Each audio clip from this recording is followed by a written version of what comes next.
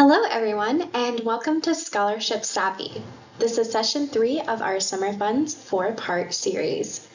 Today, we'll dive deep into the world of financial aid, helping you navigate scholarships, grants, loans, and everything in between. If you're working towards your $25 deposit, be sure to go back and check that you're interacted in the comment section for the past 2 sessions.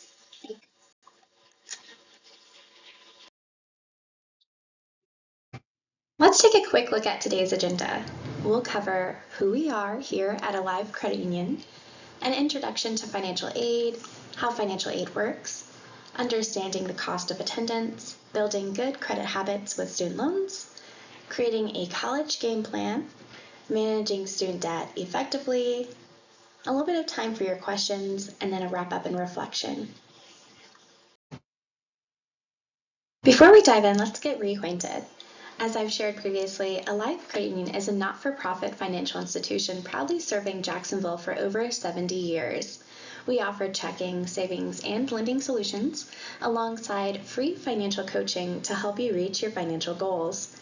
I'm Hallie Hagest, a certified financial coach and financial wellness advocate. I have a little joke for you today. Did you hear the one about the student loan that went to the beach? It couldn't make its wave payment.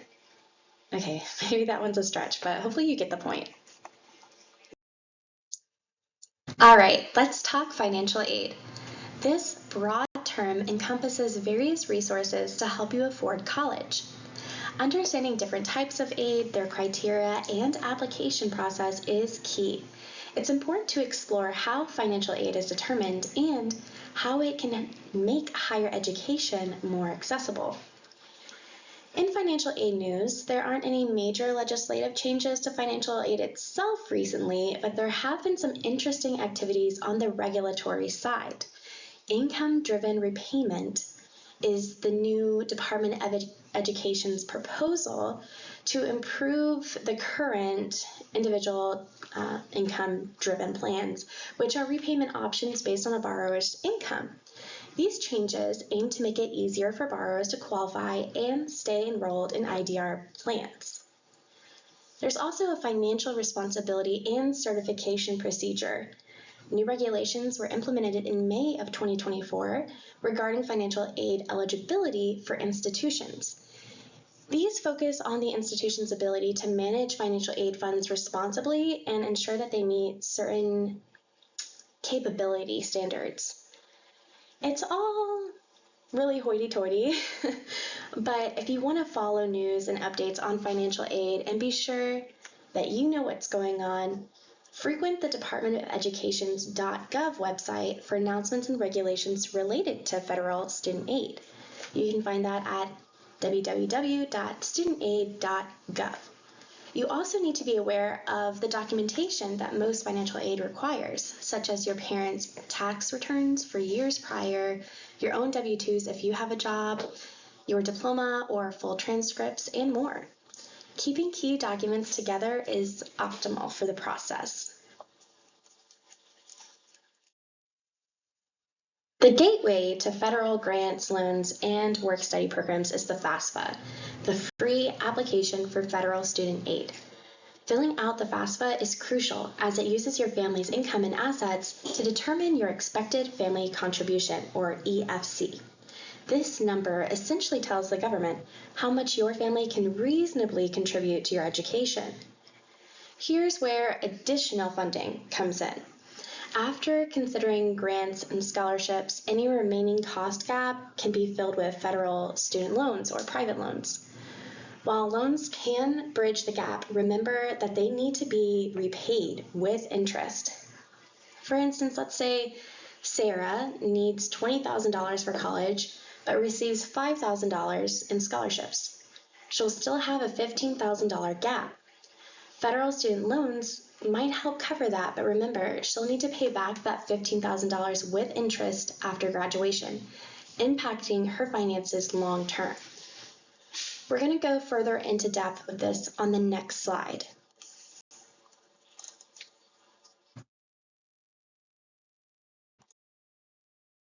All right, let's dive deeper into each type of additional funding you can utilize. Work study. Part-time jobs on or off campus are funded by the government for eligible students. The financial impact of this is that it can help you pay for college without increasing your debt and often provides work experience relevant to your studies. You also have federal student loans. These are loans from the federal government to cover college costs.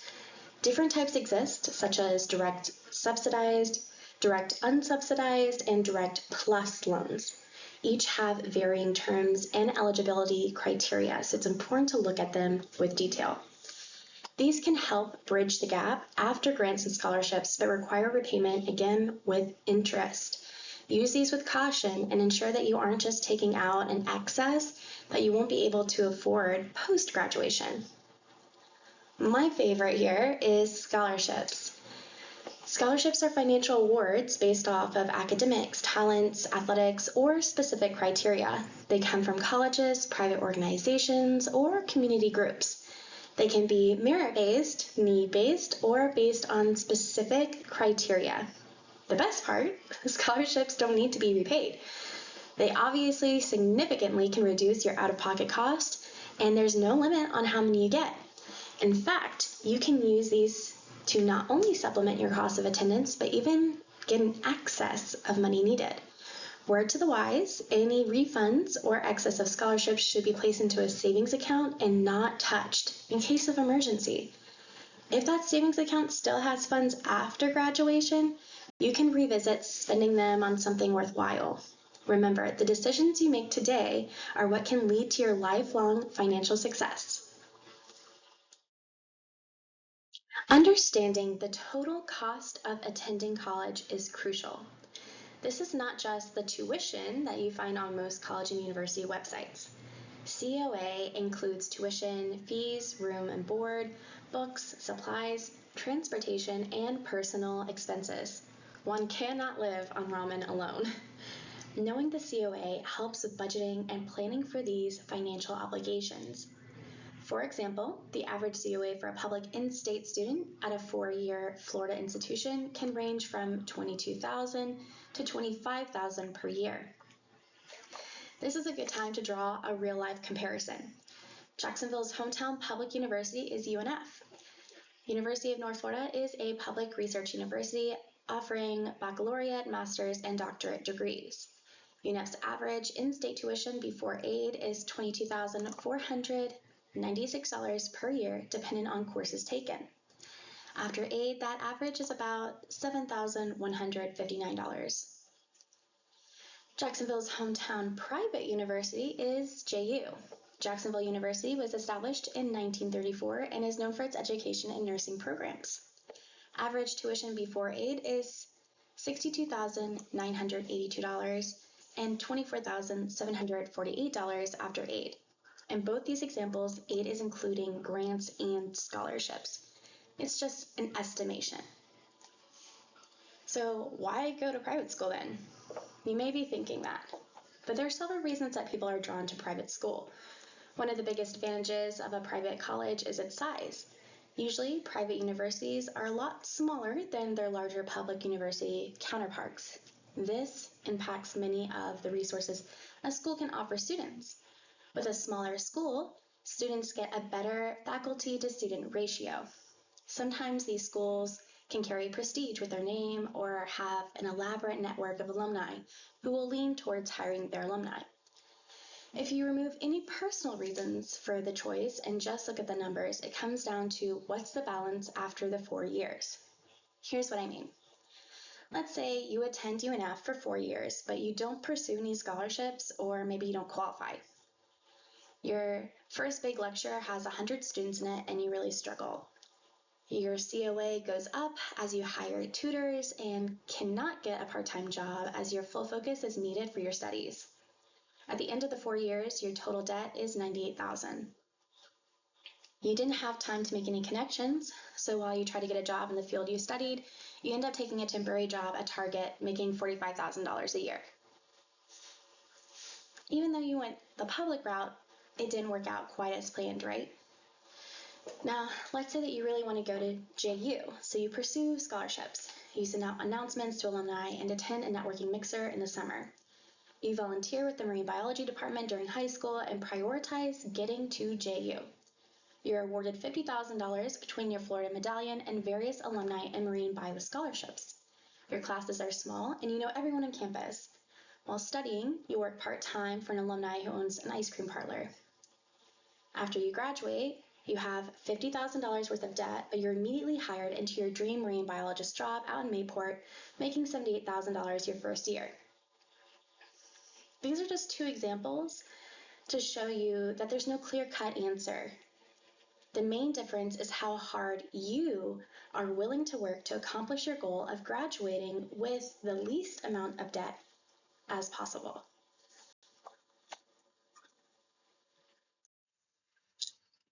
This is our third session, so by now you can expect me to relate everything back to credit, right? Imagine building a sandcastle on the beach. Think of your future financial security as a magnificent sandcastle. Student loans can be like the foundation, crucial for building your dreams, but they require careful planning, and here's why.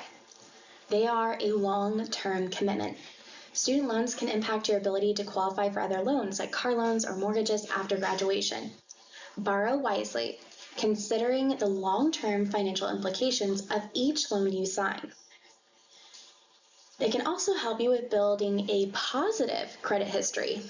If managed responsibly, student loans can actually help you build a positive history because you're making payments on time every time, right? Which is important for securing future loans with favorable terms. Again, pay on time. Remember, student loans are debt, and missing payments can negatively impact your credit score. It's crucial to understand your loan terms and make payments on time to avoid hurting your future financial standing. Many people think that student loans do not affect your loan approval odds, but that is false. Student loans are currently still figured into your total debt ratio as they're required to be repaid. Even when they are in deferment, they can and will impact your applications on all forms of lending. Conquering college financially requires a winning game plan. Let's explore some key strategies. Cost planning. Know your enemy. The full cost of attendance.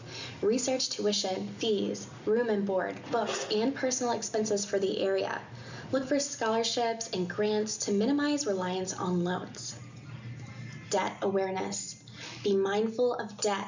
Use your credit cards responsibly. Avoid unnecessary student loans and track your expenses. Distinguish between wants and needs. Scholarships and grants are your allies in reducing reliance on loans. Developing financial literacy and budgeting skills now lays the foundation for a secure financial future through college and beyond. Scholarship seeking. Scholarships are like hidden treasure chest.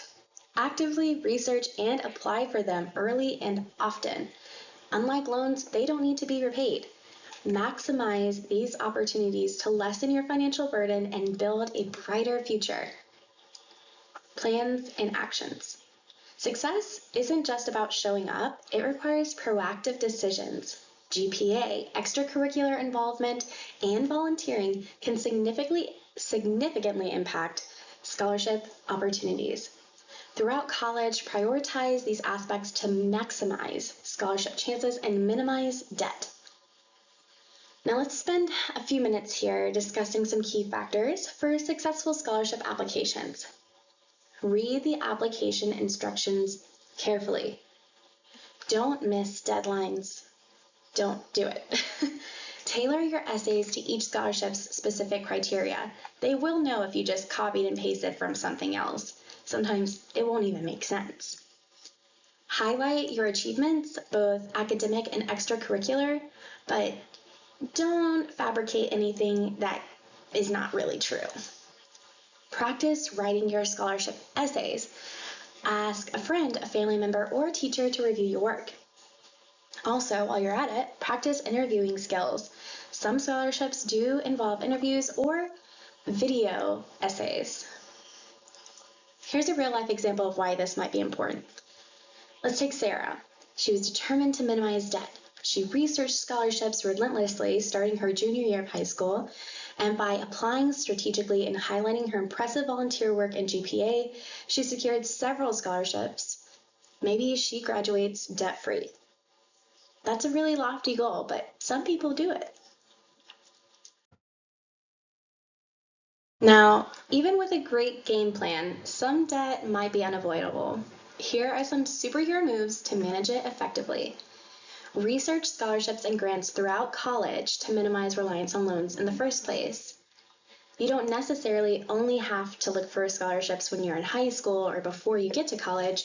You can do it throughout your tenure, so keep on trying. Keep track of your loans and your total debt to avoid overborrowing. Just know that number, even if it's scary. Make interest payments on unsubsidized loans if possible to prevent interest from accumulating and snowballing. Remember, even $25 today is better than zero. Consolidate loans if it reduces monthly payments or provides better terms. But don't go crazy because each time you close a loan, it will impact your credit. Prioritize high-interest loans for faster repayment. This saves money in the long run.